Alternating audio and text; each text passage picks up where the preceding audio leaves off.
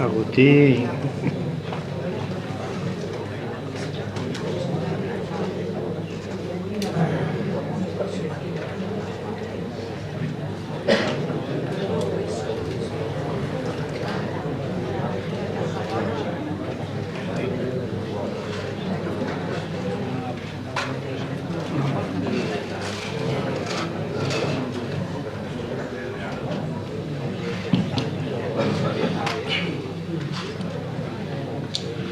Buenas tardes, bienvenidos a la conferencia Unión Europea 60 cumpleaños organizada por el Foro por el Pensamiento y el Diálogo.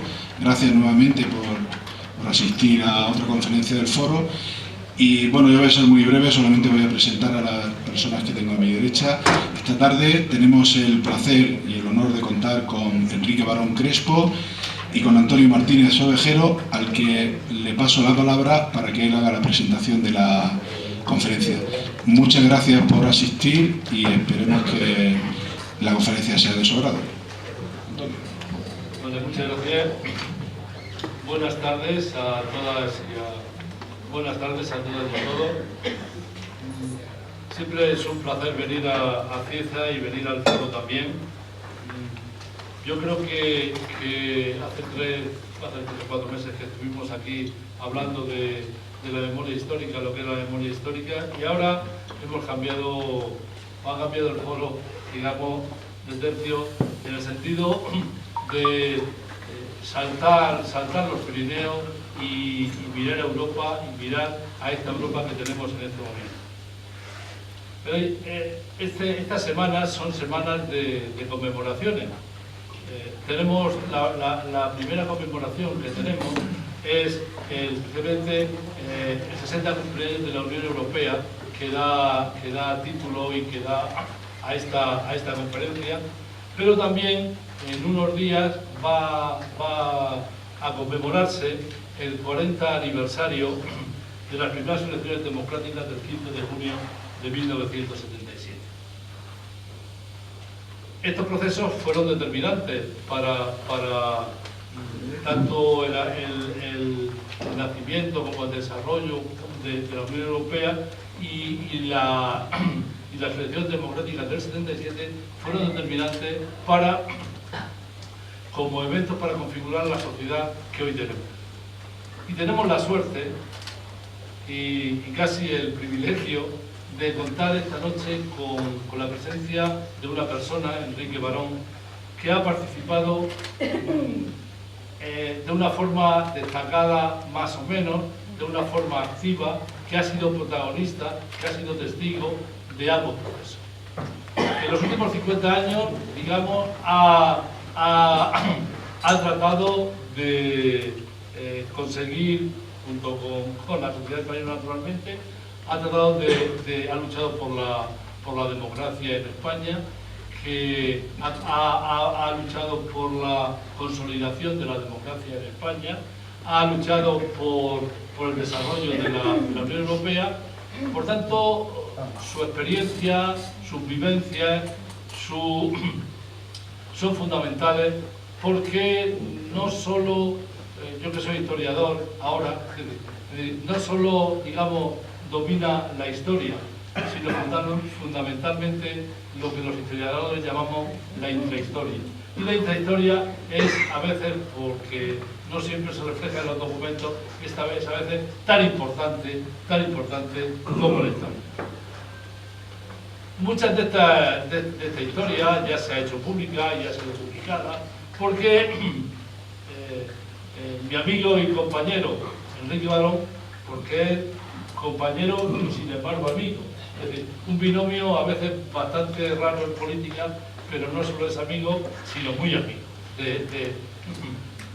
Porque hemos trabajado juntos, ha sido mi abogado, ha sido mi compañero, es decir, realmente durante este periodo ha habido etapas en las que hemos estado juntos, pero Enrique Barón es uno de los pocos políticos que en España escriben no solo de lo que han hecho, no solo de lo que han intentado hacer, no solo de los problemas que han tenido, sino también de lo que se puede y no se puede hacer en función de la experiencia. Eso no es común. Y Enrique lo ha hecho en varios libros, es decir, el último, que refleja perfectamente, digamos, su posición en el tema que vamos a ver esta noche aquí, es el Más Europa Unida. Y esas tres palabras, digamos, definen perfectamente cuál es su pensamiento y su quehacer político. Dejar en blanco y negro todo eso, es decir, es importante, sobre todo porque es la cara de una actividad importante de Enrique, y es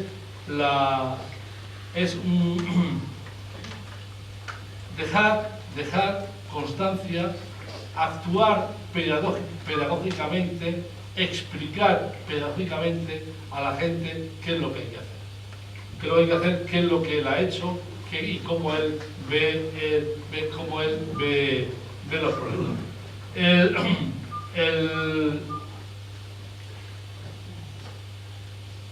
En estos momentos no estamos precisamente en el mejor de las situaciones europeas, pero no obstante ello, es decir, hay que seguir profundizando y él nos va a ayudar a profundizar. Veréis, para terminar,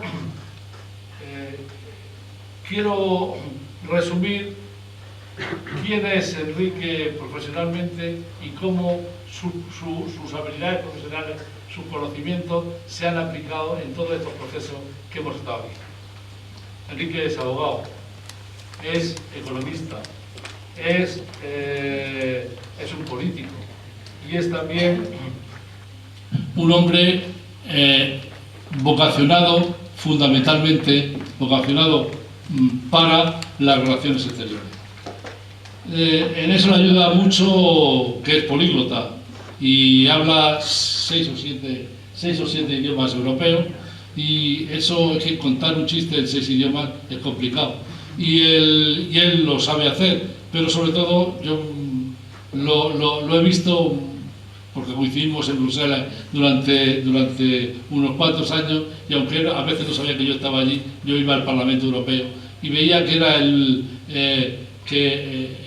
muy pocas ocasiones se ponía los cascos. Es decir, él le hablaba, antes de que llegara naturalmente, pues la nueva ampliación europea, que ya amplifica mucho el número de idiomas, el polaco, el húngaro y todo lo demás. Hasta dice que pues él no solo oía a la gente en su idioma, sino que le contestaba también en su idioma. Con lo cual, esto ha facilitado enormemente su introducción en unas instituciones que son muy importantes y que, digamos, la comunicación sigue siendo también importante. Es decir, Enrique es un hombre de compromiso, es un hombre, es decir, que siempre encuentra, siempre como buen socialdemócrata y como buen reformista, intenta naturalmente la transformación de la sociedad poco a poco. A veces, fijaos, fue diputado en las constituyentes.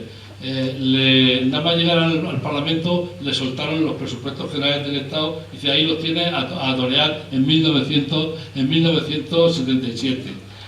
También le soltaron porque fue un artífice fundamental de algo que es muy importante, que es la ley de la reforma fiscal en 1978-79, y también, es decir, en el ámbito de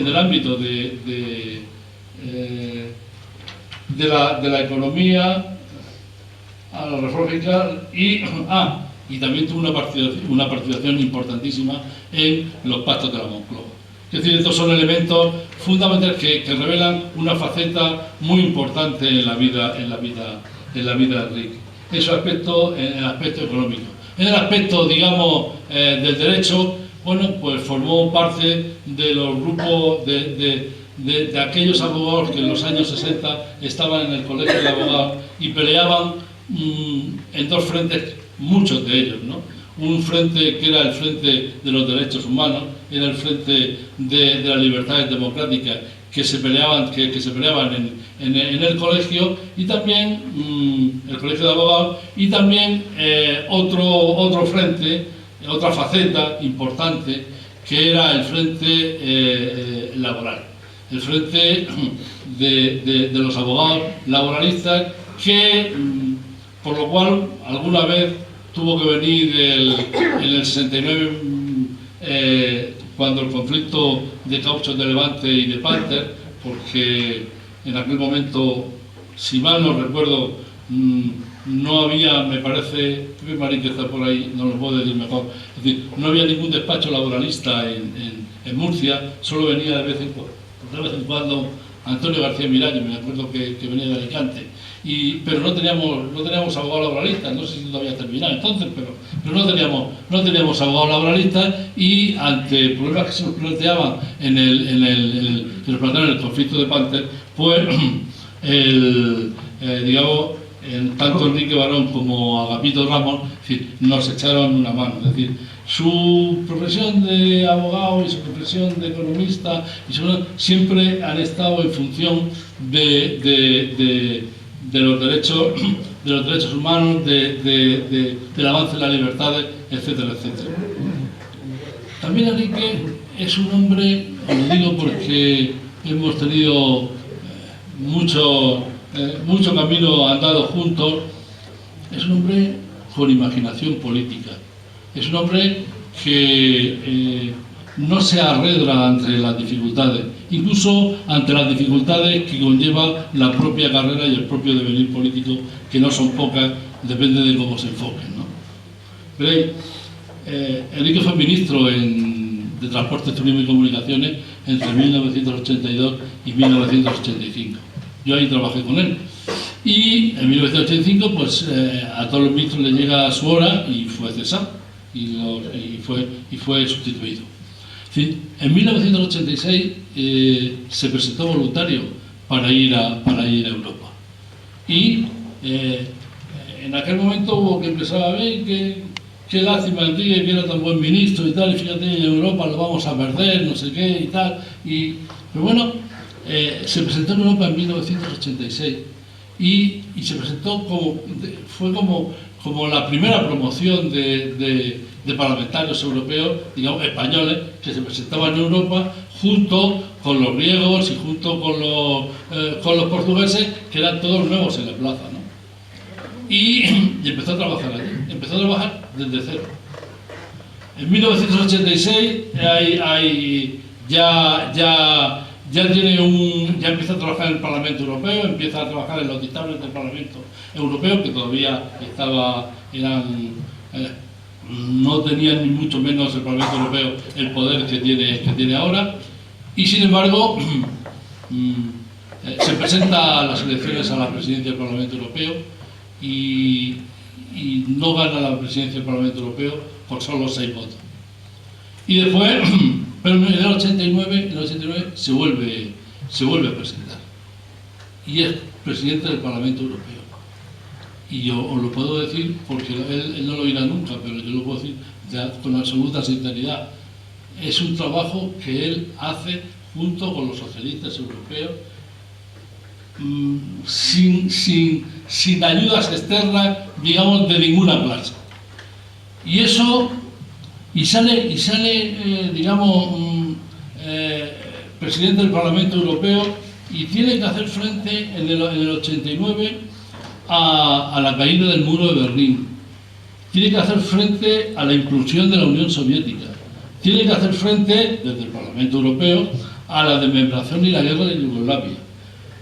Y claro, tiene que empezar a hacer frente a un mundo completamente nuevo, que no estaba en el manual. Nadie había puesto en el manual que iba a pasar ni la guerra yugoslava, ni la implosión de la URSS y tal.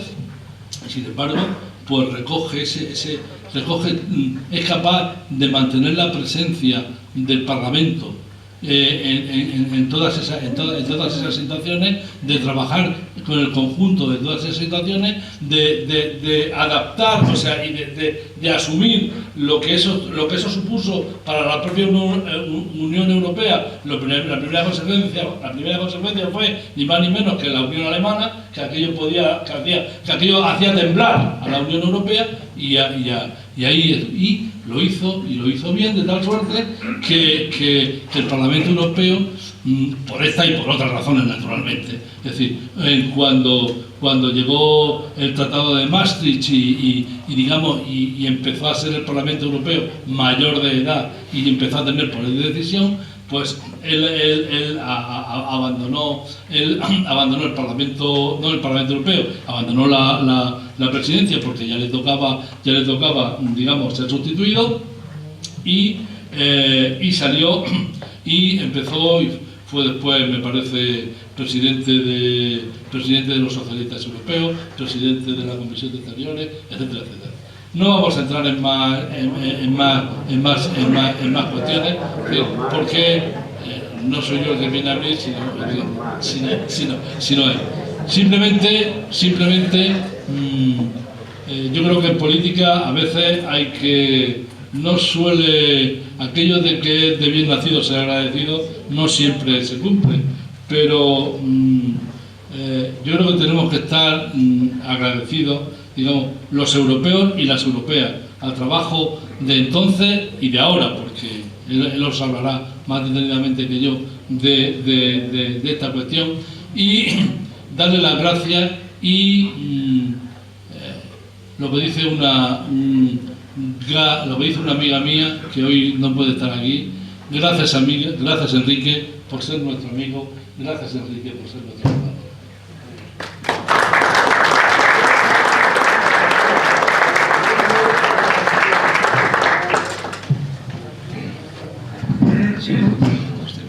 Sí, buenas noches a todas y a todos, y ante todo agradecer esta invitación para venir a Cieza, que me ha permitido conocer Cieza, que es un lugar que he atravesado desde niño muchas veces por ferrocarril o por carretera, pero no me había parado nunca. Y hoy además, bueno, pues aparte de esta posibilidad de poder cambiar impresiones y explicar cuál es la situación de la Unión Europea y sus desafíos, pues para mí ha sido muy emocionante y reconfortante encontrarme pues con algunos viejos y jóvenes también, pero rockeros, sí, con los que he compartido yo creo que una lucha por la libertad y por la justicia. Incluso he tenido oportunidad de agradecer al padre Avellán, ¿no?, que cuando era párroco del Espinardo, pues me dio cobijo en un momento de conspiración del año 1969, o sea que en fin, que me encuentro muy a gusto aquí. Y especialmente a Antonio y Manuela, que está por aquí también, con los que he convivido muchos años y vivido muchas aventuras. Antonio y Manuela son compañeros de fatigas, de alegrías, de esperanzas y de dificultades. Él ha mencionado un libro que escribí, que son mis memorias, y en esas memorias yo digo al principio, al hablar de mi vida, digo que yo en mi vida política he tenido dos grandes amores, yo diría incluso dos grandes pasiones que se mantienen. Una, pensar que España podía ser un país democrático, un país avanzado y con mayor justicia social, y un país que superara muchas de las heridas de su complejo pasado. Bueno, yo creo que en eso hemos dado un paso importante. No creo que estemos ahora mismo en la mejor situación, pero sí hemos sido capaces de cambiar la historia, y hay un elemento básico en el que yo también he dedicado la otra pasión de mi vida política, que es la construcción europea, Yo desde que empecé a tener uso de razón política, yo llegué a la universidad en 1960 y coincidió casi con lo que fue, y lo recordarán algunos, el contubernio de Múnich, que fue el Congreso del Movimiento Europeo apoyando por primera vez al encuentro de la oposición española del interior y del exterior en 1962, cuando el dictador mandó una carta a Bruselas diciendo esto del mercado común funciona, nos apuntamos. Le dijeron, no tenemos nada contra España, es un país que queremos mucho, pero es que ustedes tienen un sistema político que no es homologable con lo que estamos haciendo. Entonces, eso desencadenó una reacción absolutamente histérica del régimen y mandó a muchos de los que participaron en esta reunión, entre ellos a un peligrosísimo demócrata cristiano que era Fernando Álvarez de Miranda, que fue presidente del Congreso de las Cortes Constituyentes, los mandó a Fuerteventura, que era, en aquella época no era un destino turístico, sino que a Fuerteventura desde tiempos de Unamuno y demás se mandaba a todos los que molestaban políticamente, ¿no? Bien, entonces esto para completar la presentación que ha hecho Antonio de mí, pero yo voy a hablar básicamente de la situación actual de la Unión Europea y de los desafíos con que se enfrenta. Cuando me pidieron un título dije la Unión Europea 60 cumpleaños. ¿Y por qué? Bueno, pues porque se ha cumplido el 60 aniversario, el día 25 de marzo, de la firma del Tratado de Roma, que es el que crea la Comunidad Europea sobre la base, bueno, del mercado interior, pero sobre la base de las 4 libertades, es decir, de la libertad de establecimiento y desplazamiento de las personas y de la libertad de circulación de bienes, servicios y capitales. Y sobre la base de otro cumpleaños, y es que 7 años antes, en el Ministerio de Asuntos Exteriores francés, Robert Schuman, el día 9 de mayo de 1950, porque todo esto ha pasado en mayo, que es un mes, pues, es un mes primaveral y creativo, sí. Incluso también en este mes, pues, el paso entre uno y otro se hizo la conferencia de Messina en Sicilia, que la hizo un ministro siciliano italiano, Gaetano Di Martino, en 1955, y la hizo porque estaba en campaña electoral en Italia, y entonces convocó a sus pares, a los ministros de Exteriores de los países que estaban ya en crisis y no sabían qué hacer, el año 55, y hicieron el Tratado de Roma. Esto lo hicieron en un sitio que ha salido en televisión esta semana, que se llama Taormina. No sé si aquí hay alguien que haya estado en Taormina, pero es un sitio de estos que para en el mundo, que me apeo, porque es un teatro griego que cae a pico a 700 metros sobre el nivel del mar, un sitio verdaderamente maravilloso, al pie del volcán Etna, son unas cosas. En fin, parece que el único que nos ha enterado de lo bonito que era Trump, que siempre está con la cara enfurruñada. Pero bueno, esto... ¿Qué sentido tiene celebrar este cumpleaños? Bueno, en primer lugar, uno concreto, y es que, y no voy a hablar mucho de historia, pero es que resulta que este proceso de creación de la construcción europea ha supuesto que, y por ahora solo del siglo XX, y lo que llevamos del siglo XXI, ha supuesto que en la primera mitad del siglo XX los europeos, no solo los europeos, pero los europeos hicimos una gran guerra, es decir, la guerra que empieza en 1914 y acaba en 1945. La guerra civil española se inserta dentro de esta gran tragedia. Cerca de 100 millones de personas murieron de muerte no natural en el mundo y sobre todo en Europa. Y la mayor parte eran civiles. Bueno, desde que empezamos a cambiar de costumbres y a enmendar los comportamientos de xenófobos, de nacionalismos enfrentados y de odios, bueno, pues hemos construido una Unión Europea que es el mayor periodo de paz desde el final del Imperio Romano en la historia de Europa. Bueno, no está mal como balance.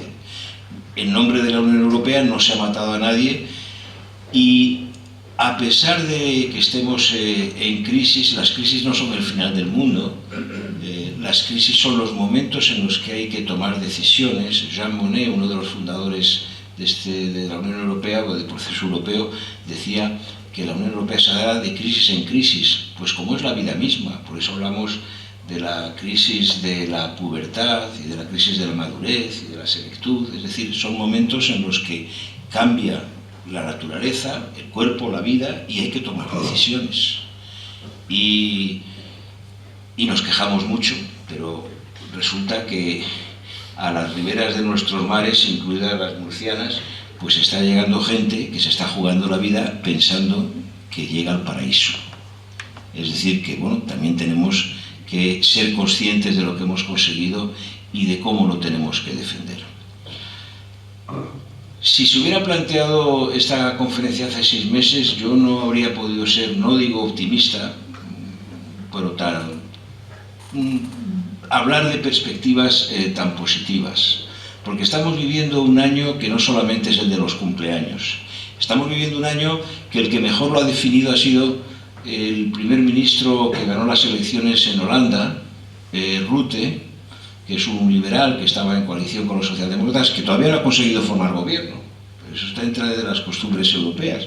Pero Rutte dijo una cosa, dijo: las elecciones holandesas son los cuartos de final, las elecciones francesas son las semifinales y las alemanas, que vendrán en septiembre, son la final.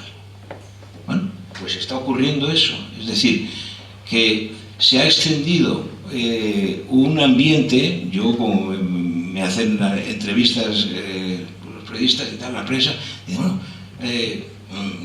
el populismo sube, van a perder en Holanda, en Francia, aquí esto es un desastre, no vamos a ninguna parte.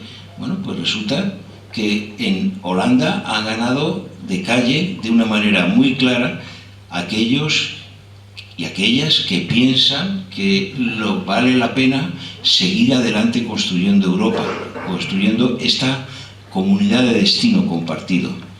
El caso francés ha sido incluso más claro, en la medida en que, como en Holanda, pero más aún, por primera vez se ha planteado de una manera muy clara el seguir construyendo de una manera muy decidida y además de manera positiva Europa, o replegarse cada uno en su propia casa o en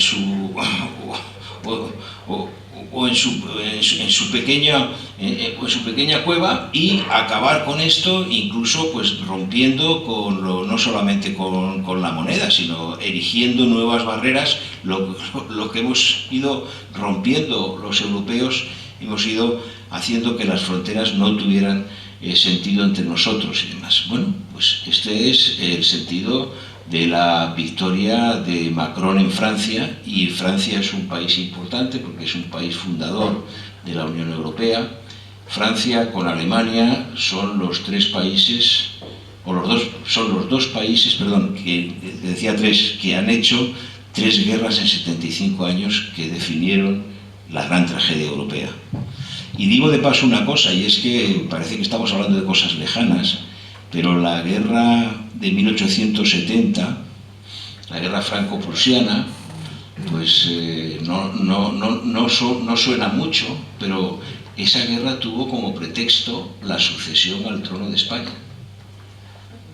Porque el general Prim, que había echado a Isabel II, trató de importar una nueva dinastía, y era el momento en el que se había hecho la unidad alemana, y entonces estaba tratando de traerse a un posible rey, que era Leopoldo de Hohenlohe, que aquí, como pronunciaban bien el alemán, decían Leopoldo de Ole Ole, ¿no? Entonces, bueno, pues esto, claro, Napoleón III dijo: hombre, una vez más me van a hacer aquí la pinza entre Alemania y España, o entre Centro Europa y España. Y entonces le declaró la guerra a la Alemania del canciller Bismarck, y perdió por goleada. Bueno, esto tiene sentido, es decir, que esto de Europa no es de ahora, ¿eh? Acabamos importando otro rey, que fue Amadeo de Saboya, que duró 11 meses y dijo que se marchaba porque era imposible gobernar a los españoles. Bueno, pues parece que hemos hecho progresos en ese sentido. Vino la Primera República, ¿te acordarás? Bueno, esto lo cuento porque es que parece que estamos haciendo una cosa que no tiene nada que ver con nuestro pasado. Es decir, bueno, pues Europa existía hasta el punto, y luego hablaré algo del Brexit, que se me ha pedido que hable, hasta el punto de que el Tribunal Supremo británico, cuando le ha dicho a la primera ministra May, le ha dicho, oiga, usted no tiene todo el poder, usted tiene que ir al Parlamento británico, a la Cámara de los Comunes, para que le autorice para empezar la negociación. Y eso lo ha hecho como consecuencia de que una ciudadana británica llevó al tribunal al gobierno británico porque pretendía la primera ministra hacer todo ella, guisárselo, comérselo y nada más. Y entonces uno de los fundamentos de derecho de la sentencia es la pragmática de Enrique VIII cuando se divorcia de Catalina de Aragón. Enrique VIII fue el rey que tuvo, me parece, fueron 8 esposas y de las que cortó la cabeza prácticamente a todas, salvo a Catalina de Aragón, que se divorció pero la respetó, que era la primera. Entonces, la necesidad de consultar a la Cámara de los Comunes como argumento de derecho está también en los fundamentos de derecho de esta sentencia, o sea, para ver cómo funcionan las cosas también por Europa. Pero bueno, eso luego tocaré algo el Brexit. Sobre la situación actual europea, ¿qué se puede decir? Bueno, en primer lugar, que en esta celebración de la que he hablado el 25 de marzo en Roma, los 27 países, y digo 27 porque la Gran Bretaña no asistió, podía haberlo hecho, porque todavía no había notificado su voluntad de salirse de la Unión, firmaron una declaración que no solamente era pues una declaración de fiesta de cumpleaños, firmaron una declaración afirmando que los principios desde el punto de vista político, principios que además la canciller Merkel se encargó de recordar al presidente Trump al día siguiente de la elección, cuando le recitó el artículo 2 del Tratado de Lisboa, es decir, la democracia, el respeto de las minorías, el respeto de los derechos humanos y desde luego la lucha contra todo tipo de discriminación por razón de sexo o de género, por razón de raza, por razón de confesión religiosa y demás. Bueno, entonces la canciller le dijo una cosa en nombre de Alemania que yo creo que compartimos todos. Oiga, nosotros estamos dispuestos a seguir colaborando con nuestro aliado más importante, que son los Estados Unidos, y que ha sido decisivo a la hora de construir el mundo actual y sobre todo el sistema de la ONU, pero sobre estos valores, es decir, no edificando nuevos muros, no declarando a los nacionales de un Estado por razón de religión que no pueden entrar en su país, o tratando de hacer, en fin, la guerra absolutamente por su cuenta. Y dentro de esa declaración hay algunos elementos importantes. Hay 3, que además en Europa las cosas se tienen que discutir bastante, porque somos 27 países, cada uno tiene su historia y viene de su padre y de su madre y tiene su idiosincrasia. Y entonces hay que ver cómo podemos seguir adelante en ese proceso de construir lo que es quizá una innovación histórica, que es una democracia supranacional. Y hay como prioridades, hay una que es, en la salida de la crisis, el avanzar de manera decidida en la construcción de la Unión Económica y Monetaria. Es decir, hemos decidido tener una moneda única, que es el euro, que es un escudo que nos protege en el mundo actual y es la segunda moneda de reserva del mundo.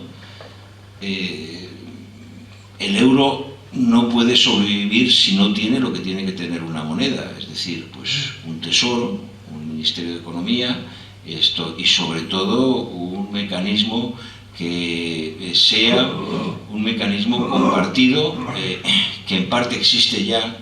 No voy a entrar en temas muy técnicos, pero son importantes, lo que es el mecanismo de estabilidad, del que los 40.000 millones de nuestro rescate parcial han salido, pero no lo ponen ese dinero los alemanes. Es decir, Si son 700.000 millones, España pone 83.000, cosa que no se explica nunca. Es decir, que no solamente pedimos, es decir, hemos aprovechado, pero ponemos. Pero como eso no se discute en el Congreso de los Diputados, pues la gente no lo sabe.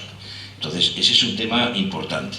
Y ese es lo primero. Lo primero es afirmar verdaderamente y dar fuerza a la Unión Económica y Monetaria, con lo que además hay una serie de elementos que, desde el punto de vista, por ejemplo, del saneamiento del sector financiero y también de hacer frente a la deuda, y de ahí viene la disciplina también que tenemos que tener, porque claro, hemos hecho la moneda y tenemos que acompasar nuestras economías, porque además están ligadas, y el que se sale, hay que ver lo que ha pasado con Grecia.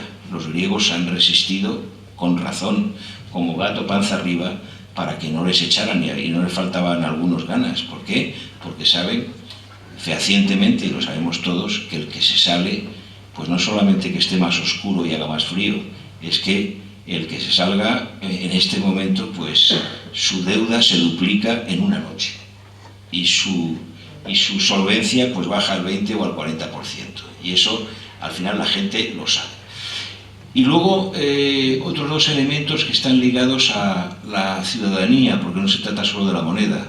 La ciudadanía, yo la planteé o la propuse en el Tratado de Maastricht cuando se negociaba en la fase final, pero no porque fuera una idea mía, era un planteamiento, una petición del Parlamento, que yo se la propuse a los jefes de Estado y de Gobierno, y que tuvo un aliado muy importante en términos de Messi o de Ronaldo, que rematan normalmente. Fue Felipe González quien, en el Consejo, fue capaz de rematar la idea y de hacerla pasar, porque claro, estas cosas pasan siempre, o se hacen siempre en situaciones de crisis. En situaciones normales no se dan pasos muy importantes, ¿verdad, Antonio? Sabemos algo de eso. Bien, entonces, fortalecer la Unión Económica Monetaria y también intensificar la recuperación económica, salir de la crisis, y después de cometer bastantes errores y sobre todo de romper la confianza de unos en otros, se está fortaleciendo el proceso. Bueno, y hay que decir que a pesar, por ejemplo, de todos nuestros problemas, pues la sociedad española en eso está reaccionando, y hay cosas que hay que saludar. O sea, todavía seguimos siendo el país casi después de Grecia con más desempleo en Europa, pero está bajando de manera importante. El tema es qué tipo de empleo estamos creando, pero bueno, esa es una cuestión que también hay que debatir, pero es un primer signo. Y luego, dos elementos más que están en la declaración esta que he mencionado del 25 de marzo.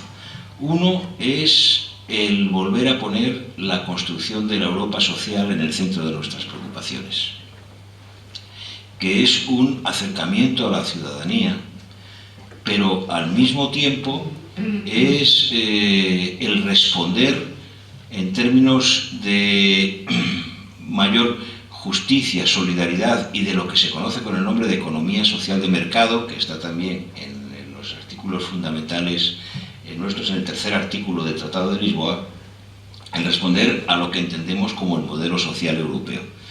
Y ahí yo creo que hay que subrayar algunos temas, porque uno de los documentos de reflexión habla sobre todo de hacer realidad una prioridad que es la igualdad entre mujer y hombre en todo el sistema productivo.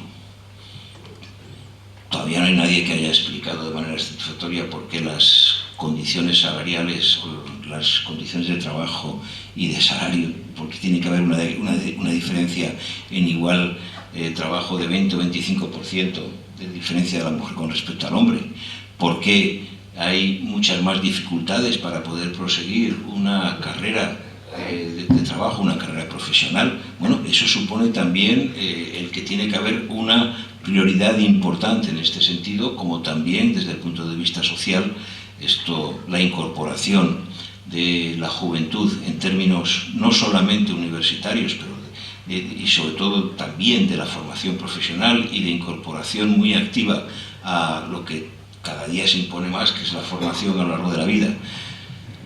Temas como puede ser, eso ya son más de opción política, pero como es el plantear el establecimiento progresivo de un salario mínimo europeo, porque es el salario mínimo al final lo que define es la condición para poder sobrevivir de una pareja con 2 hijos, pues eso es algo que también tiene mucho sentido. El empezar a plantear un fondo de reaseguro o una participación o un fondo que permita, no solamente ya existe uno para la reestructuración, pequeño, pero para la reestructuración de empresas en periodo de deslocalización o en periodo de crisis, pero también es para el seguro de desempleo. Bueno, todo esto es una de las cuestiones básicas en la agenda. Y otra es la de la Unión Europea y ante la globalización. Y ahí yo creo que nos situamos en el momento político que se está viviendo en Europa. Y además, no sé si a las 9 lo va a anunciar el presidente Trump, que ha dicho ya que lo va a hacer, es salirse del acuerdo del cambio climático. Bueno, lo acaba de decir, yo como no tengo Twitter, a lo mejor tú tienes... Pero en fin, esto... ¿qué es lo que está pasando en el mundo? Es que, curiosamente, en la relación que existe desde 1945 entre los Estados Unidos y la construcción europea es una relación positiva. Los españoles eso no lo entendemos bien porque nosotros no fuimos liberados. O sea, nos liberamos, bueno, pues por nosotros mismos con muchas dificultades y lo que sea, pero lo hicimos nosotros. Pero para alemanes, que además perdieron la guerra de manera radical, pero para franceses, holandeses, belgas, luxemburgueses, italianos, británicos se defendieron bien, pero también con apoyo americano, pero bueno, para ellos la aportación, diríamos, norteamericana o estadounidense es decisiva a la hora de plantear la construcción europea. Para nosotros, y yo estaba en el gobierno cuando planteamos, por ejemplo, la renegociación de las bases y el cierre de Torrejón, para nosotros hicimos aquel referéndum contra nosotros mismos para entrar en la OTAN. ¿Por qué? Bueno, pues porque el comienzo de la expansión internacional del Imperio americano fue el final del español. Entonces, nuestra historia es diferente. Dicho esto, tenemos una relación excelente bilateral con los Estados Unidos, yo diría, desde los años 80. Ahora bien, ahora hay una nueva realidad, después, sobre todo, de la elección del presidente Trump y también de ese tiene unos problemas para ser elegido, ¿no?, que es del presidente Putin. Y es que entre las 3 potencias, diríamos, entre la Unión Europea, los Estados Unidos y Rusia, bueno, nos encontramos en una situación en la que el presidente Trump en campaña, pero luego, desde que fue elegido, pues no ha ocultado no solo su desprecio y agresividad con los vecinos, empezando por los mexicanos, que bueno, que llegó a reconocer que había algunos decentes después de tratarles de ladrones, violadores y demás y tal, ¿no? Pero bueno, con los canadienses, no, estos son normas que rompen absolutamente, o un estilo que rompe absolutamente con lo que son las relaciones internacionales tal como se conoce hoy en día, ¿no? Propuso como embajador de los Estados Unidos ante la Unión Europea a un señor que decía que el euro no existiría dentro de un año. Entonces el Parlamento Europeo, no es que tenga el derecho, ese poder, pero dijo que negaba el plácet a este embajador y están buscando otro, ¿no? Y luego consideró que el Brexit era algo maravilloso y que había que animar a otros países europeos que siguieran por ese camino. Bueno, esto, sin ánimo de ser agresivo, esto plantea una relación que es muy distinta y en la que además, y no se ha ocultado por parte de la actual administración americana, o por lo menos por parte del presidente, está la consideración de hacer de Rusia un socio, diríamos, con relaciones privilegiadas. Nosotros no es que, en la Unión Europea, no es que estemos en contra de Rusia. Consideramos que el acuerdo de participación, de asociación por la paz, que es como definimos desde los años 90 eso, nuestra relación es positivo.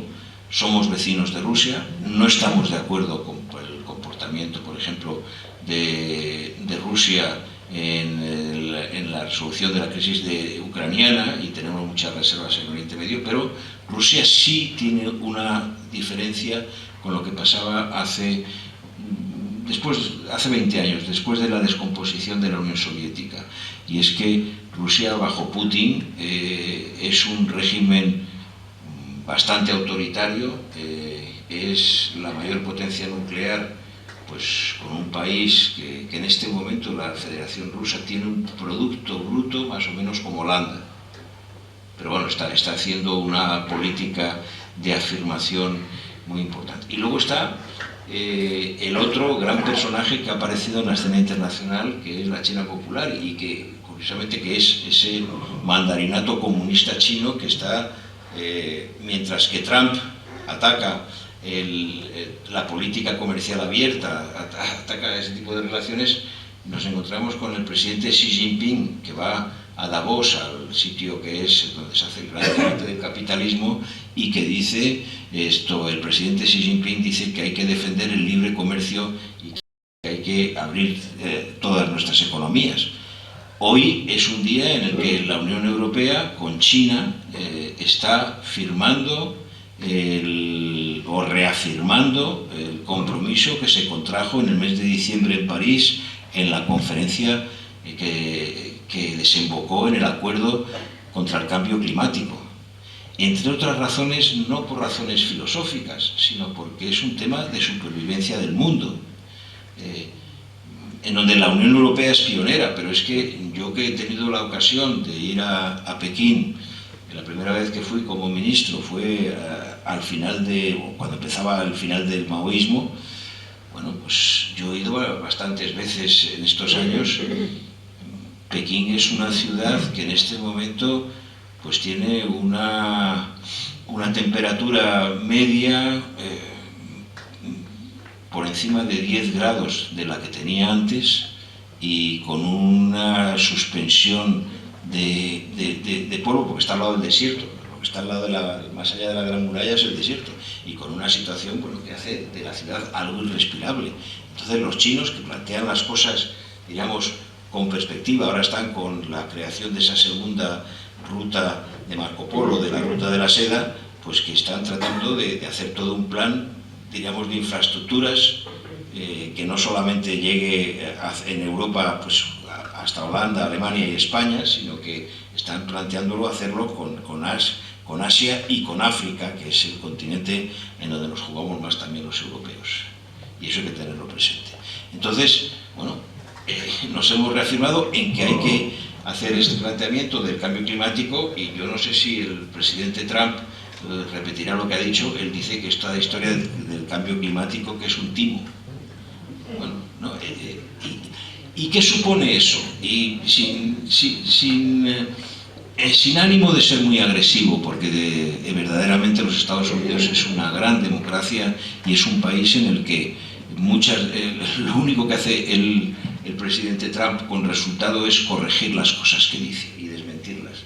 Bueno, el tema sí tiene consecuencias, porque todo esto son opciones, o plantear opciones que van a tardar tiempo en madurar, y sobre todo desmantelar cosas que son muy importantes.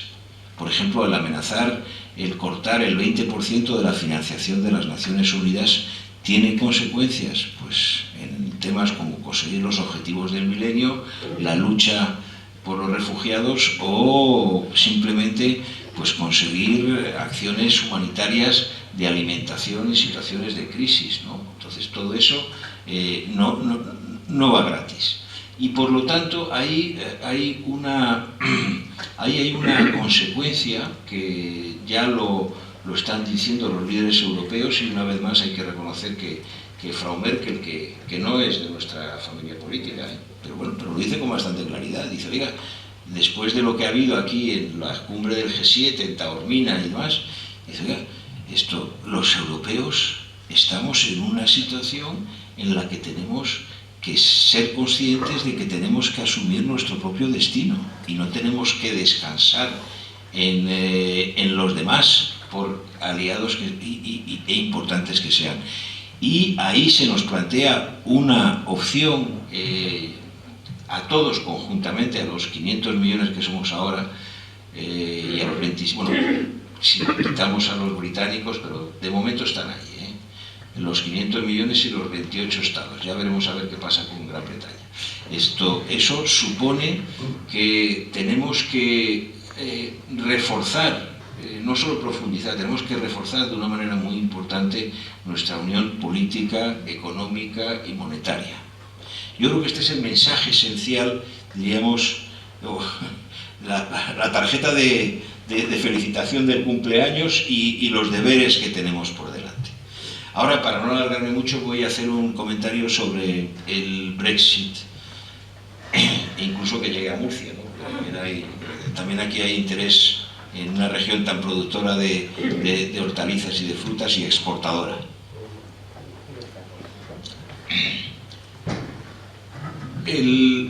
Cuando debatimos en la Convención la llamada Constitución Europea en 2004-2005, Constitución que está aprobada en referéndum por el pueblo español, ¿no? Luego tuvimos que rescatar, yo estuve en esa operación, fue lo último que hice en el Parlamento Europeo, tuvimos que rescatar el contenido y no el continente, que era la Constitución, pero en el debate se planteó la cuestión de decir, oiga, esto no es ni la Unión Soviética ni una prisión. Es decir, el que no esté a gusto puede, si quiere, marcharse. Ya estaba previsto el expulsar a un país si rompía con los principios de la Unión Europea. En este momento hay dos estados socios, que están siendo objeto de una información previa o de una apertura de una información por parte de la Comisión Europea, que es la guardiana de los tratados, por lo que se conoce con el nombre de democracia iliberal o democracia autoritaria, que son Polonia y Hungría.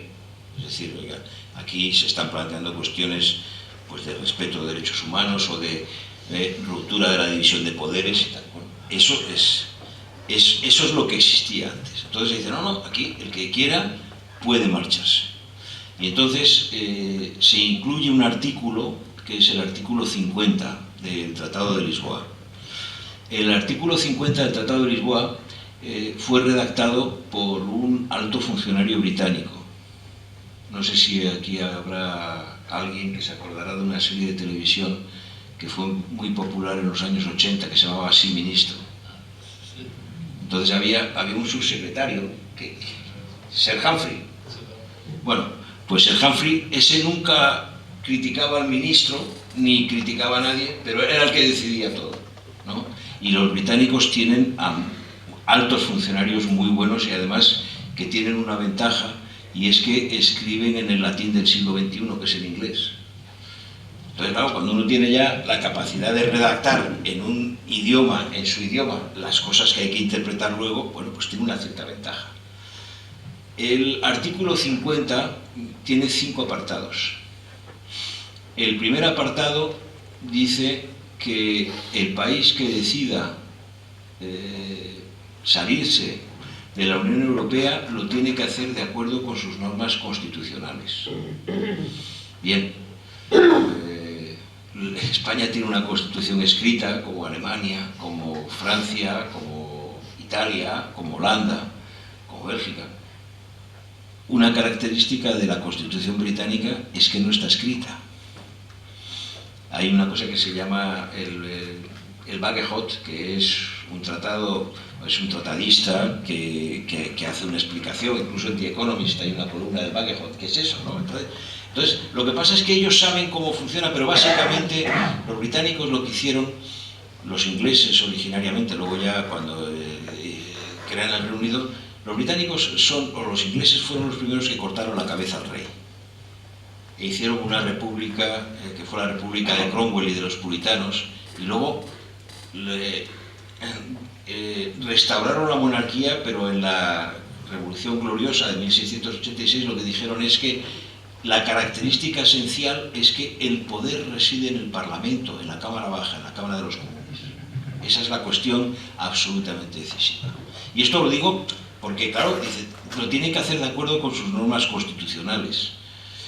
¿Y cuáles son las normas constitucionales? Porque los referendos en Gran Bretaña tienen la consideración de consultivos, y luego las normas constitucionales, pues se ha puesto de manifiesto con el recurso ese que ha visto el tribunal.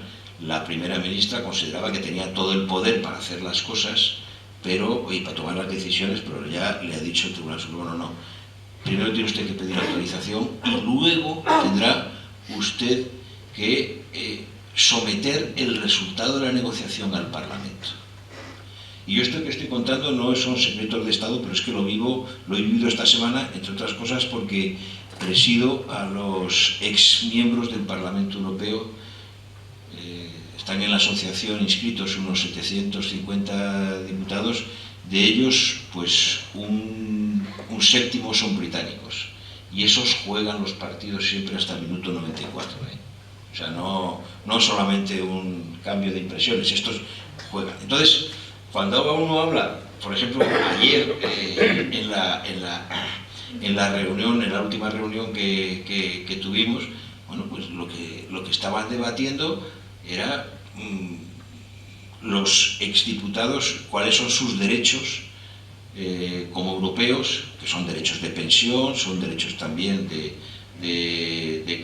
todo tipo de derechos adquiridos, y luego también derechos de poder circular, ¿no? Y de poder vivir en Europa. O sea, el tema es más complicado. Pero en el debate salía, pues por ejemplo, una cosa, y es que están en campaña electoral.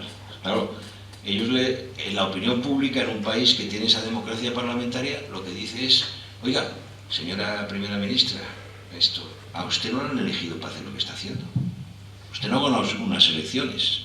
Entonces ella ha planteado las elecciones un poco como un órdago grande para legitimarse, que es políticamente es una actitud correcta. Pero claro, le está saliendo el tiro por la culata. Es decir, que ahora mismo, no sé si habéis visto el telediario de hoy, vamos, incluso el parte oficial. Pero vamos, sí, o la prensa. Es que están acortándose de manera sustancial la diferencia entre el Partido Conservador y el Partido Laborista. Y ya ayer, por ejemplo, había un lord que está conmigo, es el vicepresidente mío, pues que me decía, oye, es que hay la posibilidad de que haya un gobierno de coalición entre los laboristas y el Partido Nacionalista Escocés. Claro, porque sí, bueno, de esto sabemos, estamos aprendiendo en España de esas cosas, Esto, ¿no? Si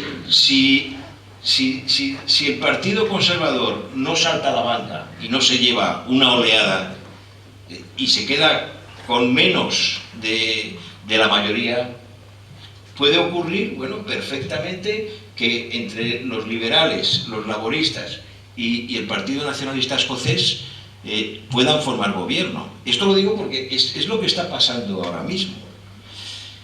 Bueno, y todavía no ha empezado la negociación. Lo que se ha producido prácticamente un año después del anuncio es la notificación de que se quiere negociar. Se empezará la negociación, o la negociación empezará después de las elecciones. ¿Cuál es la posición de los 27? Y sobre todo la posición que defiende la Comisión, que es quien tiene que negociar en nombre de los 27, y que ha nombrado a un excomisario, a Michel Barnier, para dirigir las negociaciones. Bueno, para nosotros, hablo diríamos, en los términos de Unión Europea, hay dos cosas fundamentales para empezar. Para empezar a negociar el divorcio. Porque la pretensión británica era, y además son muy hábiles en eso, son muy buenos, era ir negociando un nuevo estatus, sobre todo en el terreno comercial y de relación futura, a la vez que se negociaba el divorcio, ¿no? Lo ha dicho bien usted. Aquí primero hay una cuestión que para nosotros es absolutamente fundamental, que es la situación de los 3 millones, 2 millones y pico, casi 3 de ciudadanos y ciudadanas europeos que viven en Gran Bretaña, y la situación de los 2 millones y pico de ciudadanos y ciudadanos británicos que viven en el continente, que viven en el territorio de la Unión Europea.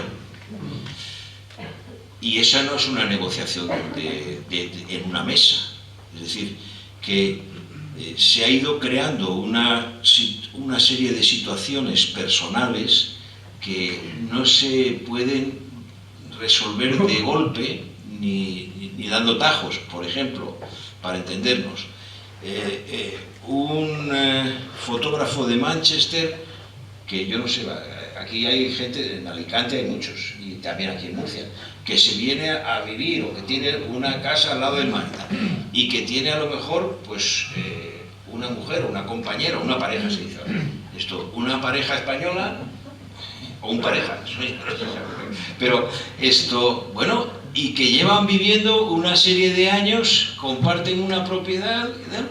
Esto, y cuáles son, por ejemplo, los derechos de asistencia sanitaria y cuáles son también las condiciones, siendo un ciudadano de un tercer país que queda fuera, que además no tiene la libertad de establecimiento y desplazamiento. Una estudiante italiana que quiere irse a Londres para aprender inglés o para practicar, bueno, pues su situación será absolutamente distinta. Bueno, cuando se ve la cantidad, por ejemplo, de situaciones de estos personales, de matrimonios cruzados, de divorcios, de pensiones, de tal, esa es una negociación que hay que prepararse para gastarse dinero en abogados, consultores y demás, ¿no?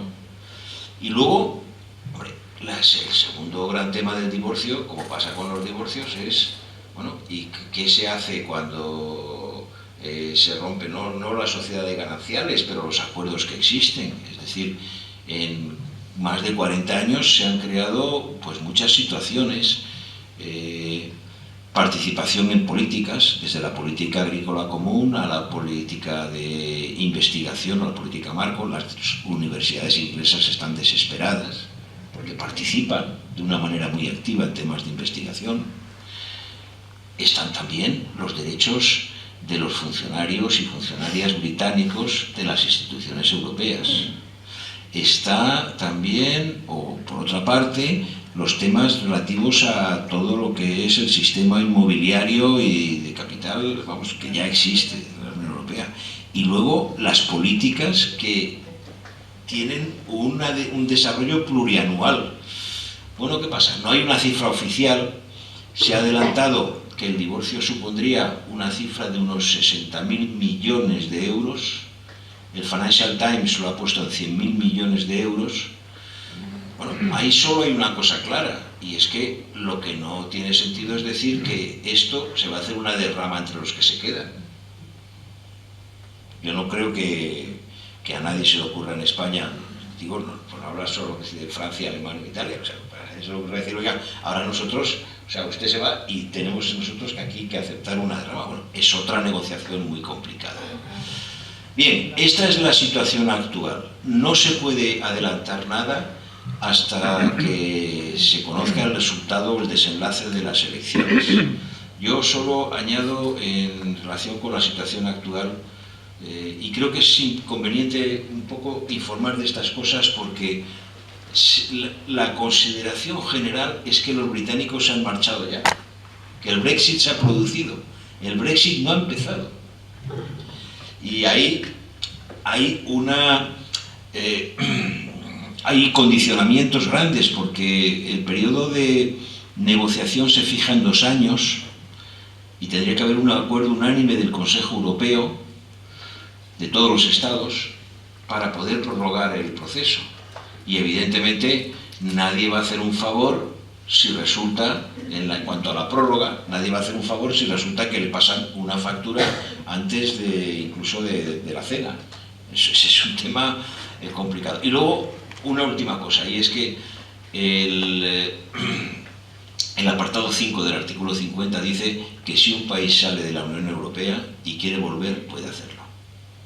O sea que el funcionario británico, Sir Humphrey, lo había pensado todo. Bien, bien. Pero es que esto está en el tratado, no me estoy inventando nada. Bueno, esta es la situación en este momento. No se puede tomar la cosa a broma porque evidentemente es un tema doloroso.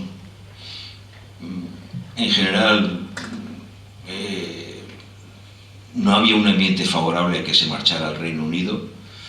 El Reino Unido es un socio muy importante, sobre todo en lo que respecta a la libertad en Europa y en términos de seguridad, pero ahora mismo también son demandantes de seguridad, no solamente son diríamos un pretoriano más, es decir, que también están interesados.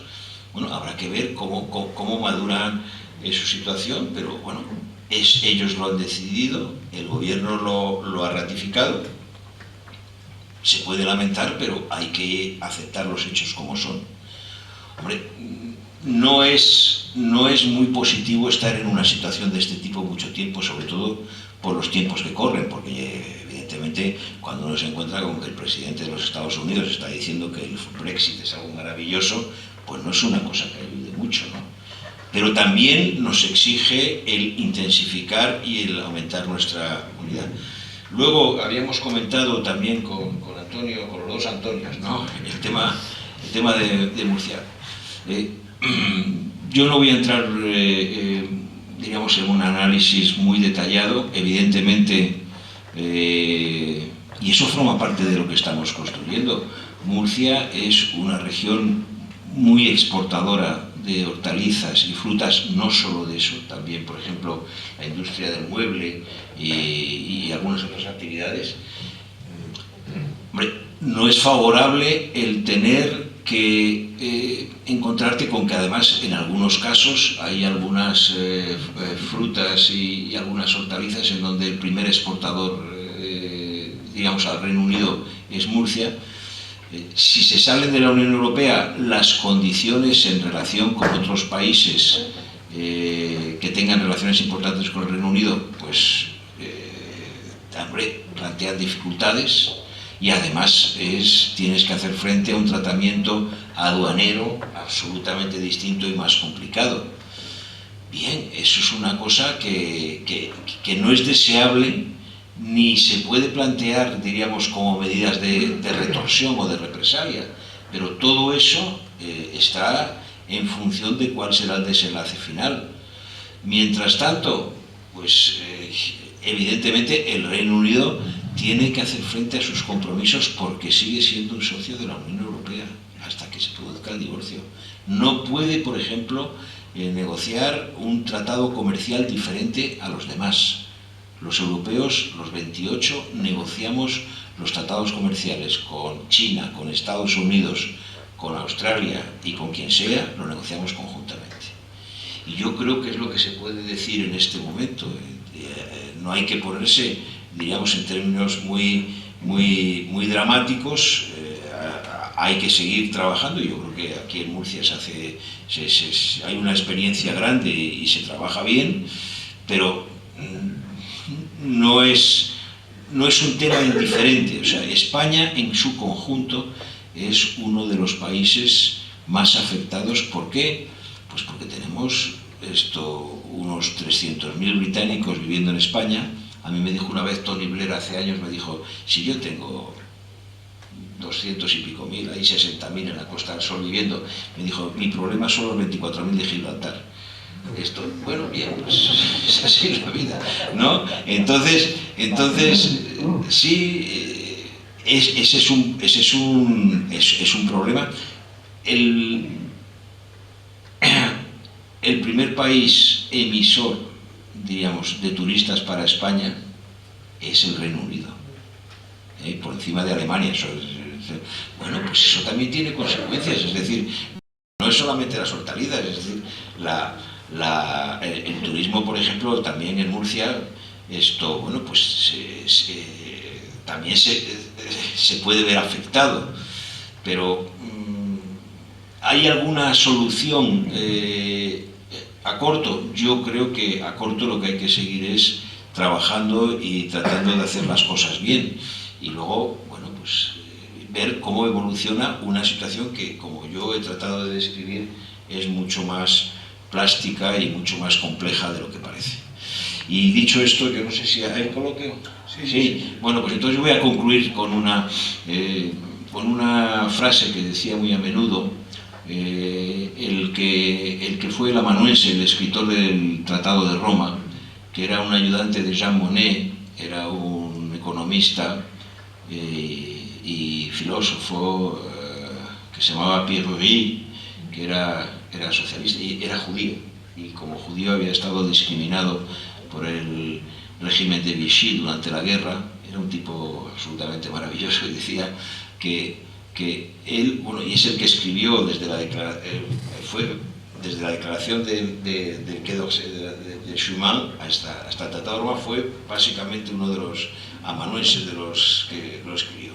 Y decía, yo cada vez que tengo una oportunidad de hacer avanzar la construcción europea, dice, lo hago sin dudar, decía, porque es la causa más noble a la que podemos dedicarnos los europeos para nuestro futuro y también para el de la humanidad. Y esto creo que resume un poco el espíritu de este cumpleaños y de lo que tenemos que hacer frente. Gracias.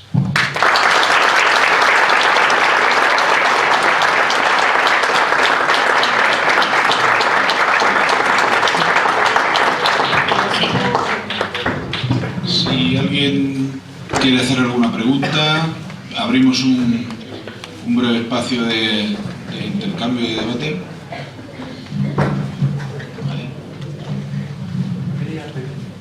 Quería preguntarte, como has dicho lo de Gibraltar, sí, el tema de las relaciones bilaterales, de las pretensiones de España de alguna vez tener algún tipo de relación compartida con Gibraltar, ¿eso se puede llegar a ver alguna vez?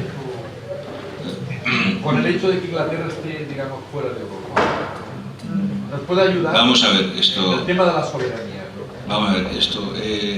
Gibraltar es en inglés se conoce con el nombre de British Overseas Territory, que es un territorio de ultramar británico. La definición de las Naciones Unidas es que es una colonia. Cuando nosotros entramos, yo estaba en el gobierno, cuando entramos en la comunidad, nosotros abrimos la verja. Los ingleses la llaman la frontera, ¿no? Pero abrimos la verja, que fue uno de los peores errores del régimen franquista, porque creó incluso una especie de nacionalismo gibraltareño.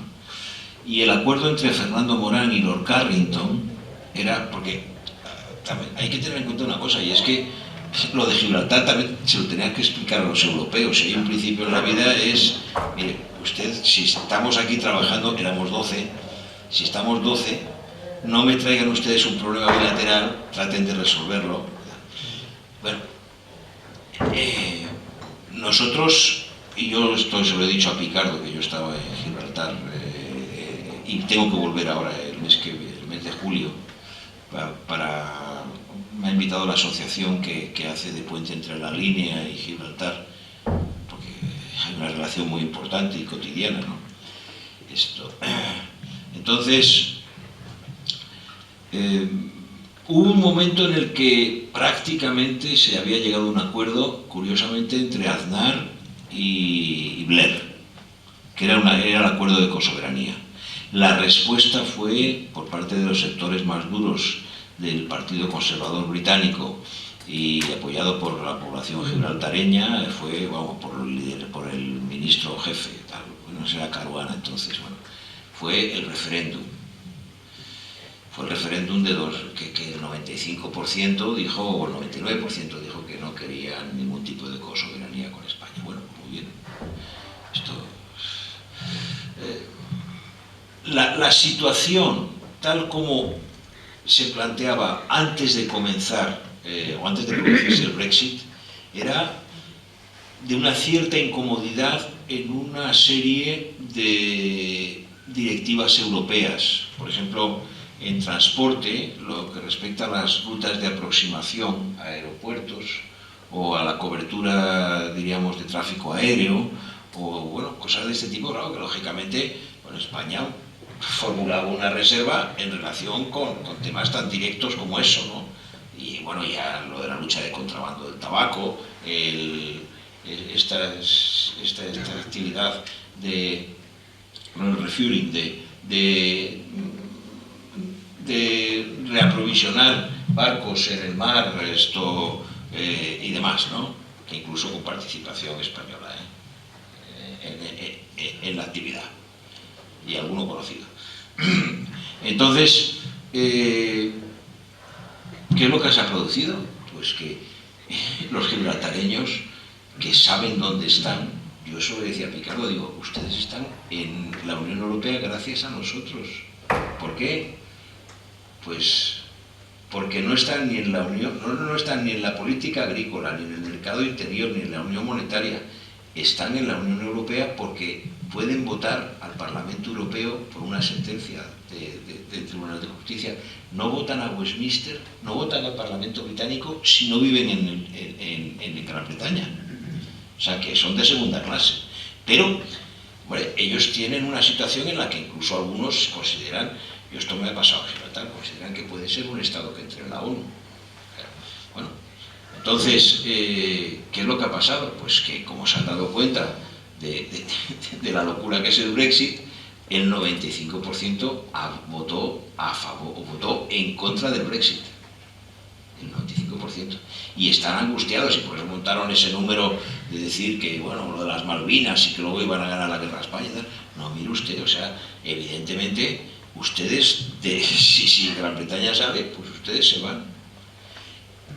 ¿Cuál es la posición española? Yo creo que, vamos, y creo que la posición no es un gobierno de mi color, pero evidentemente yo creo que ha sido prudente, no buscando líos, y sobre todo que la posición europea sí ha cambiado.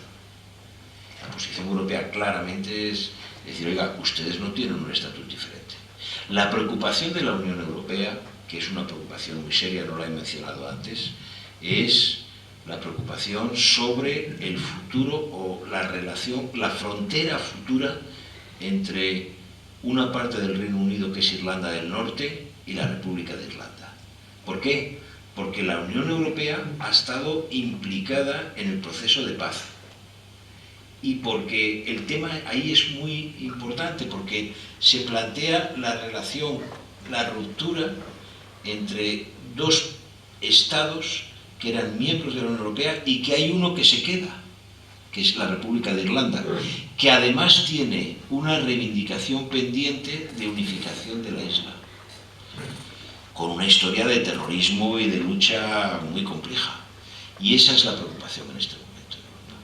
Lo otro, pues, para los gibraltareños, el problema no es la consejería, para los gibraltareños que son ahora, ya no es solamente, diríamos, las sociedades offshore, fuera de tal, que están registradas y demás.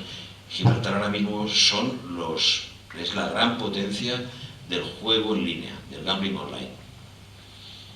Y para Gibraltar son más importantes las 60.000 líneas de telefónica que otra cosa.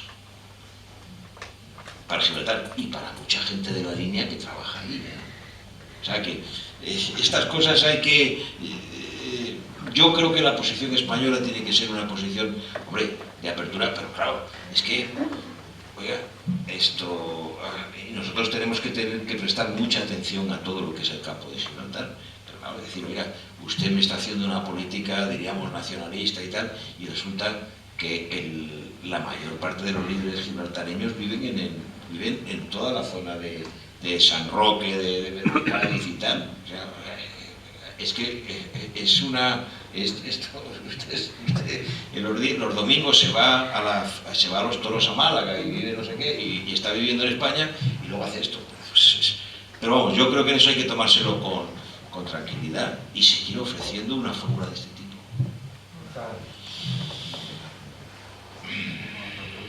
Sí. ¿No considera usted que a la hora de la globalización de la Unión Europea, sobre todo con el tema de los tratados comerciales, nos está perjudicando mucho a los sectores productivos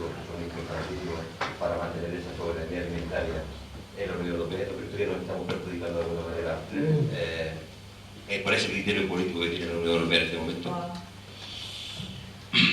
Bueno, primero, no he hablado mucho de la globalización, pero sobre la globalización hay que decir una cosa. El problema no es solo con los Estados Unidos, el TTIP o demás. El problema es que hemos fracasado en la ronda de Doha, que era para todos los países del mundo. La Unión Europea no es en este momento un gran exportador agrícola. Es el mercado más abierto del mundo al acceso. Sí tiene como un elemento importante de su política agrícola, por ejemplo, lo que se llaman las indicaciones geográficas, que son las denominaciones de origen o son la existencia, por ejemplo, en quesos, en alguna serie de productos de tratamientos y tal, que eso los americanos en general, ahora el tratado con Canadá hemos empezado a meterlo, pero los estadounidenses y tal, eso no lo reconocen en absoluto, dicen que sea propiedad intelectual, ¿no? Nosotros no pretendemos ser una potencia exportadora, somos un mercado más abierto.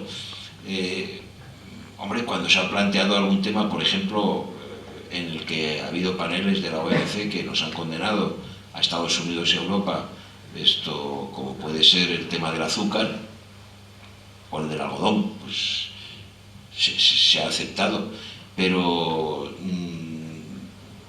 si la pregunta va en el sentido de que estamos perjudicando nuestras producciones agroalimentarias, yo no creo que haya un perjuicio excesivo. Por ejemplo, nosotros en cuanto a especialización, sobre todo en hortalizas y frutas, nosotros tenemos una situación muy importante y además que en el momento actual, incluso en relación con Gran Bretaña, nos favorece en relación con otros grandes exportadores como pueden ser Sudáfrica o como puede ser Australia y Nueva Zelanda, eso es más bien carne, ¿no? O cereales, o como pueden ser algunos países iberoamericanos. Pero yo no creo que en ese terreno España se encuentre en una situación muy desfavorable, ¿eh? Yo es la impresión que tengo, no sigo este tema, diríamos, al día, pero me parece que en general en Europa la producción hortofrutícola española tiene prestigio y además tiene dominio de mercado importante.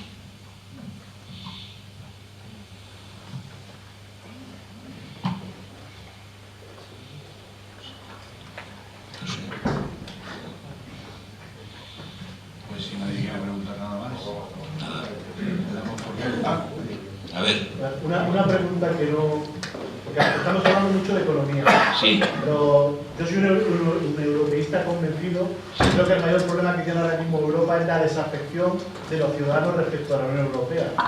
Los movimientos populistas al final no dejan de ser un reflejo de esa idea, ¿no? De que los ciudadanos dejan de percibir la Unión Europea como un protector, sino más bien como un emisor de políticas económicas que al final van contra el ciudadano. ¿Qué realmente puede hacer la Unión Europea, en su opinión, o qué cree que está haciendo para romper esa imagen? Yo es que no comparto ese juicio y además esto es lo que decían, por ejemplo, en relación con Holanda. Decían, es que Holanda va a romper y tal, y van a echar desde prohibir el Corán hasta salirse de la Unión Europea. Bueno, el señor Wilders, pues, ha quedado en su sitio. La señora Le Pen, que defendía ese tipo de cosas, bueno, pues ha perdido estrepitosamente. O sea que... Y además hay una cosa, eso de la desafección, pues de acuerdo, sí, yo creo que estamos construyendo algo nuevo. Se nos ha educado, y yo pienso, y muchos de nosotros, se nos ha educado en escuelas que eran nacionalistas, agresivas, con los vecinos, en contra de los valores democráticos, y sin embargo en España no hay ningún movimiento político digno de ese nombre que tenga banderas antieuropeas. Y otra cosa más, bueno, la desafección. ¿Cuánta gente tiene desafección con el euro? Yo no he visto quemar euros por la calle, ¿eh? Solamente salió una foto en Grecia quemando fotocopias de euros. Sí. Los euros como locos, los griegos como locos estaban haciendo cola porque les dejaban sacar 60. O sea que yo es que no comparto esa historia de que esto es un invento de 4 mercaderes y de 4 que mandan. No. Y la gente, los que empezaron esto, lo que querían era acabar con la guerra y tener paz. Y tener un régimen decente de vida y con valores compartidos democráticos. ¿Que eso es complicado? De acuerdo, los europeos hemos demostrado que somos capaces, no de tener populismos, de destruir nuestro propio continente. Entonces, bueno, pues yo creo que lo que está pasando este año, y me parece que está muy bien, es que hay la gente a la hora de encontrarse, no solamente en las elecciones, el Eurobarómetro mide cada 6 meses. En un momento en el que se está planteando la salida de la crisis, pues sí está habiendo una recuperación. Y cuando le preguntan a la gente, dicen, oiga, usted sus problemas, por ejemplo, económicos, sus problemas de seguridad, ¿quién defiende, por ejemplo, con el terrorismo con franquicia?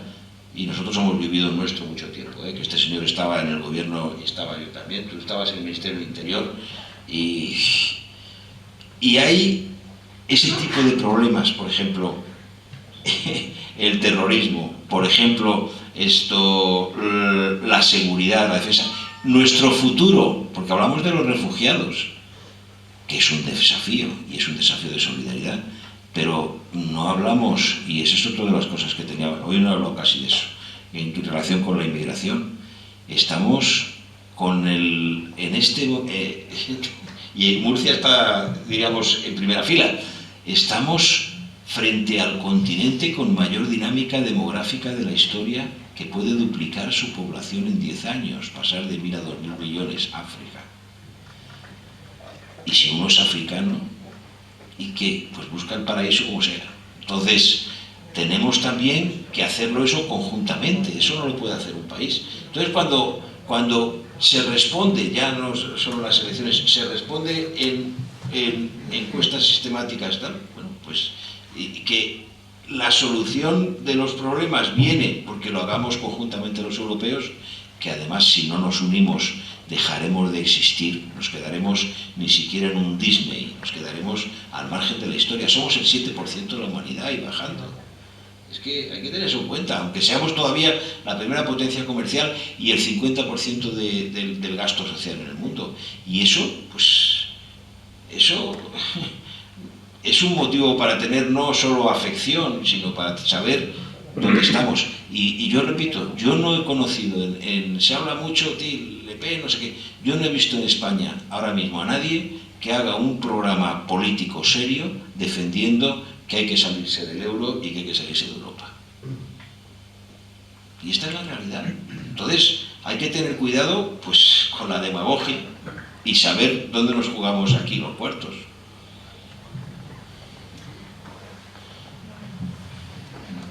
Bueno, yo siguiendo lo que estaba haciendo el compañero, esto de la valorización, del mercado libre y tal, y que sale un premio hoy esta noche de aquí y mañana está en Alemania con... Sí. Quisiera decir, bueno, yo los amigos míos que tengo trabajan en la agricultura y tal, y que les cuesta mucho trabajo cultivar un kilo de fruta y tal, Sí. y lo venden a precios súper baratos, y luego en la Unión Europea se está vendiendo en el centro de Europa a 3 y 4 euros el kilo. ¿Quién regula esos precios?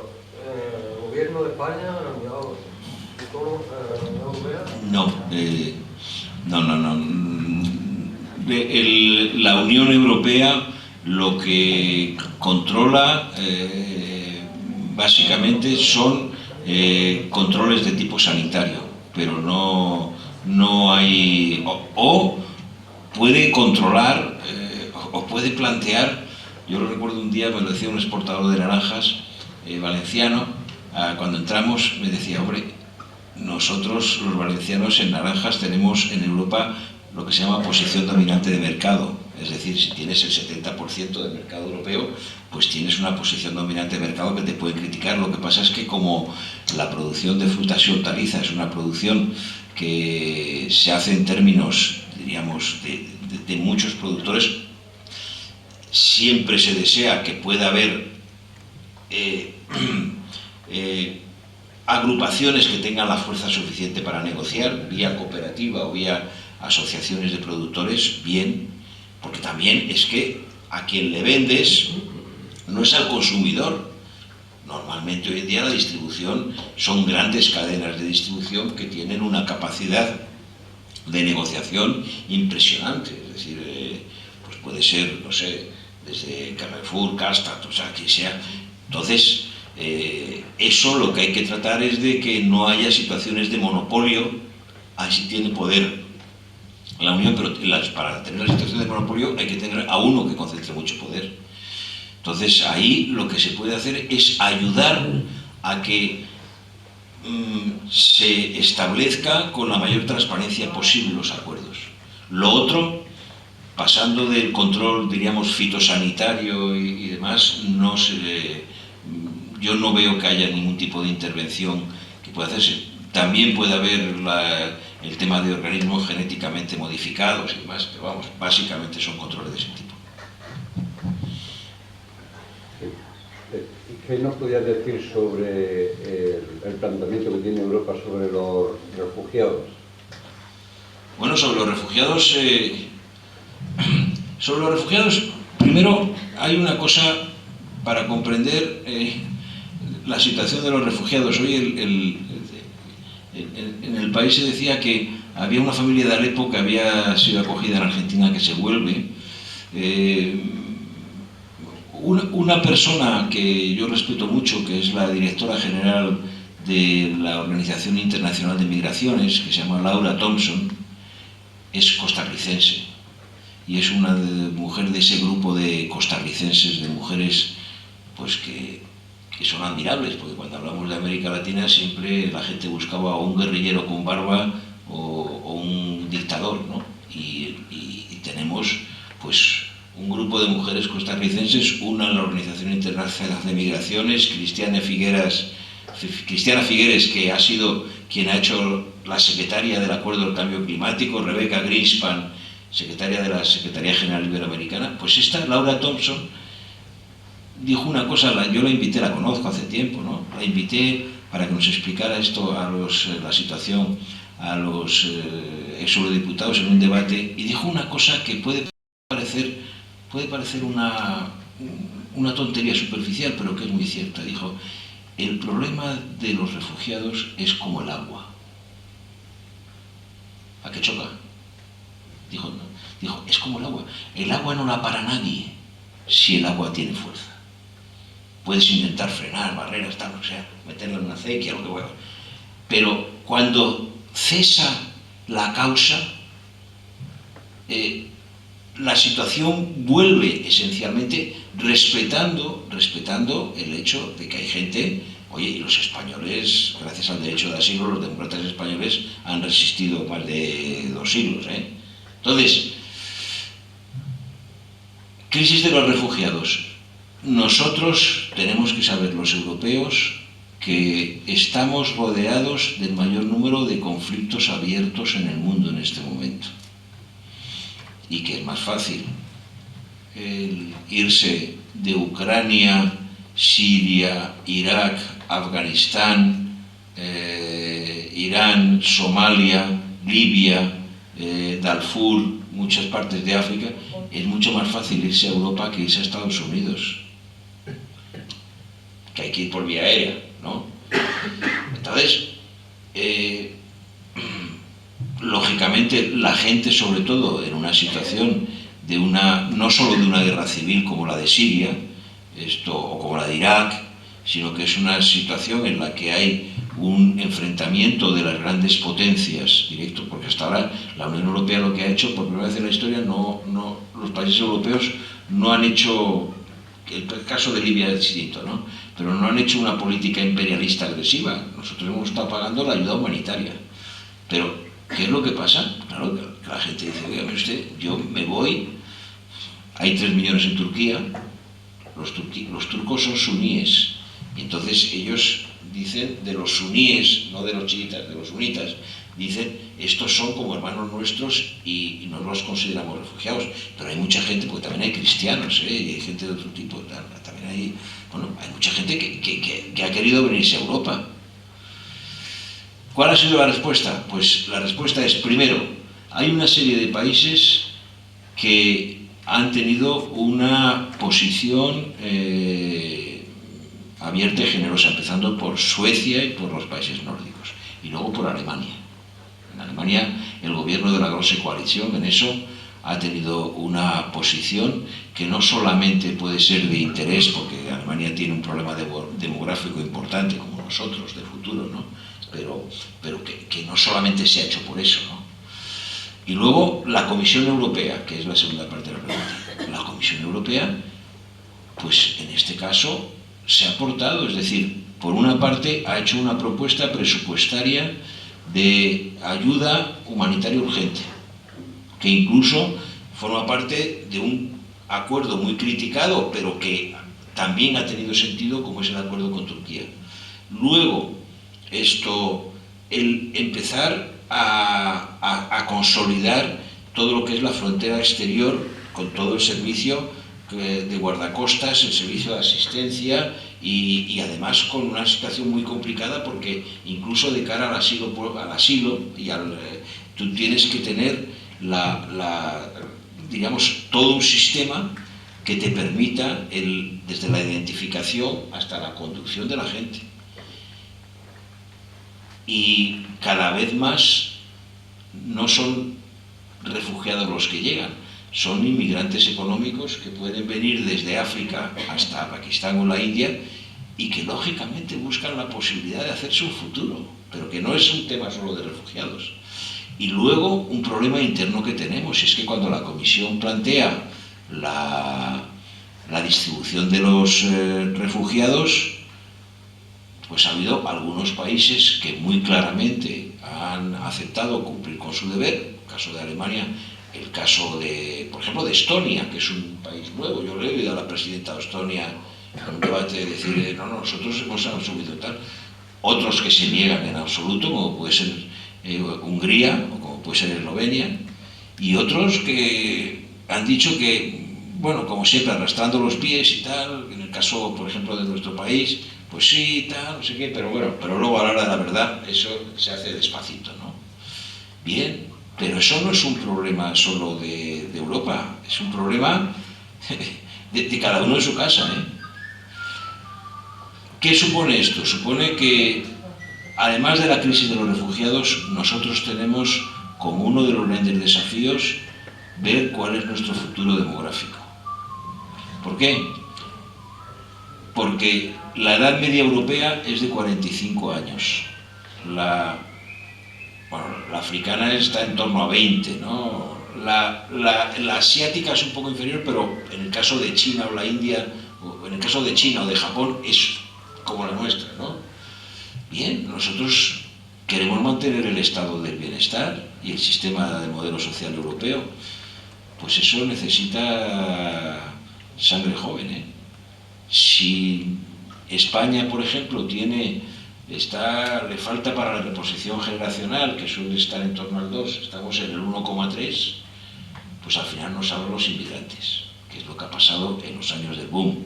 Quien ha salvado la seguridad social española han sido los inmigrantes que han venido, que vienen con ganas a trabajar y tienen hijos.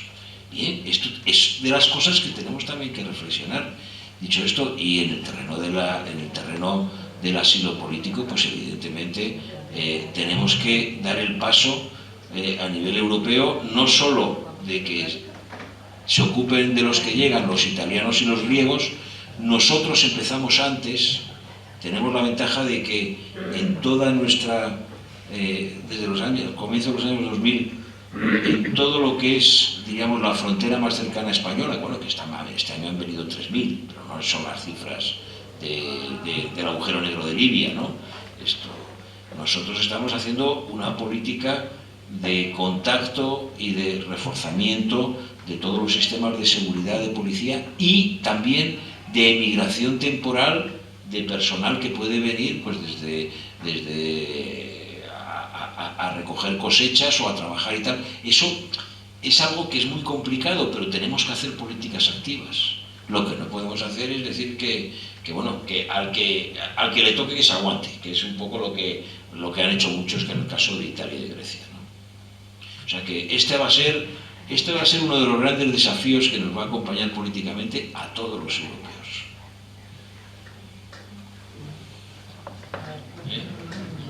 Aquí.